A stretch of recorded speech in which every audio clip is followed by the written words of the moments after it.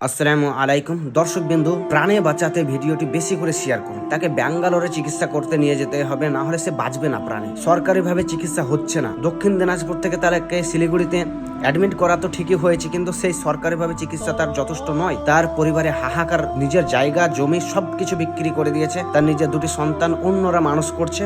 আর ছোট্ট বাচ্চাটাকে দেখছেন তার মায়ের কোলে, সেই বাবার কাছেও থাকতে পায় না। রাত্রে তাকে বাইরে থাকতে হয়, কারণ কান্নাকাটি করে বলে। আর কি বলবো আপনাদেরকে, ভিডিওটি বেশি বেশি করে শেয়ার করুন প্লিজ। যেখানে হয়তো রাত কাটাতো, জীবনযাপন করতো, সুখে সংসার করছিল কিছুদিন আগে, হয়তো 1 বছর আগে সেই বাড়িটা বিক্রি করে দিয়েছে পেটের দায়ে নয়, তার স্বামীর চিকিৎসার জন্য। কি করবে, কোনো উপায় নেই। এই ভাই এখন নিঃস্ব হয়ে গেছে, পথের ভিখারি হয়ে গেছে। সেই মোবাইলটা পর্যন্ত রাত শেষ পর্যন্ত বিক্রি করে দিয়েছে 3-4 হাজারে। আর এখন যোগাযোগ করা সম্ভব হচ্ছে না। যোগাযোগ করতে হলে সে হসপিটাল যেতে হচ্ছে, তারপরে যোগাযোগ করা সম্ভব হচ্ছে আমাদের পক্ষে, তাছাড়া সম্ভব হচ্ছে না। ভাইয়ের গ্রামের বাড়ি হচ্ছে কাশমন্ডি, দক্ষিণ দিনাজপুর।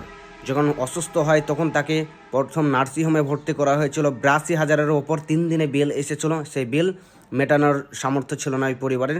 শেষ পর্যন্ত গ্রামের মানুষ গিয়ে হাতে পায়ে ধরে 50,000 টাকা দিয়ে সেই ভাইকে ছাড়িয়ে এনে তাকে শিলিগুড়িতে অ্যাডমিট করা হয়, যেখানে সরকারিভাবে চিকিৎসা চলছে। কিন্তু এই চিকিৎসাতে সেরকম কোনো কিছু ভালো রেজাল্ট পাচ্ছে না। তাদের ইচ্ছা যে কিছু টাকা বেশি সাহায্য হলে তাকে ব্যাঙ্গালোর নিয়ে যাবে উন্নতম মানের চিকিৎসা দেওয়ার জন্য। তো আপনারা একটু ব্যবস্থা করে দেন। এই বোনের দিকে তাকিয়ে, ছোট ছোট বাচ্চার দিকে তাকিয়ে, যে তার স্বামীকে যেন পুনরায় সুস্থভাবে আল্লাহ শেফা দান করে এবং ফিরিয়ে দেন।